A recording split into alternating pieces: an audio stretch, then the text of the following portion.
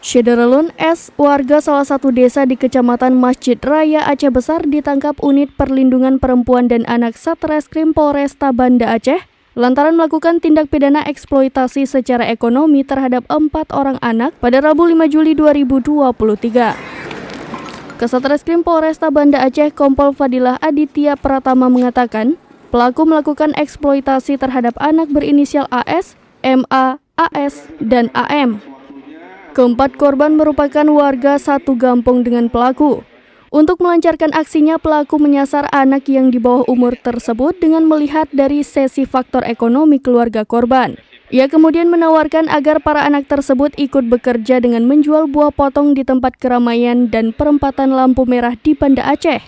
Masing-masing anak diberikan 30 hingga 50 kap buah potong jambu klutuk dengan harga Rp10.000 per kapnya. Para anak tersebut diberikan upah Rp2.000 setiap kap jika berhasil dijual.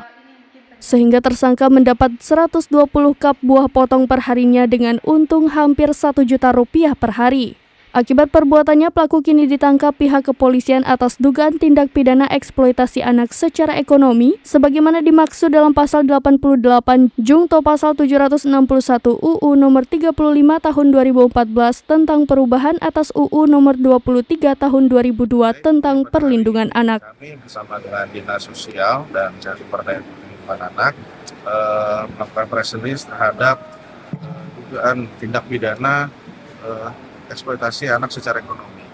Jadi praktek-praktek eksploitasi anak secara ekonomi di Kota Banda Aceh ini sudah melebar, ya.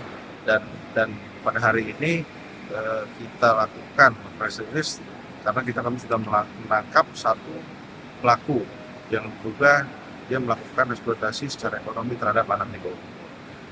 Modusnya dari si pelaku ini, ya dia melihat bahwa anak ini dari keluarga tidak mampu, ya, anak ini dari ekonomi yang menengah ke bawah, bahkan mungkin ekonomi yang di bawah, ya. Sehingga di situ ada inisiatif dari si pelaku ingin memperdaya, melakukan dan memanfaatkan tenaganya, memanfaatkan fisiknya untuk apa? Untuk kepentingan pribadi. Sebenarnya pelaku ini itu adalah kepentingan pribadinya secara ekonomi.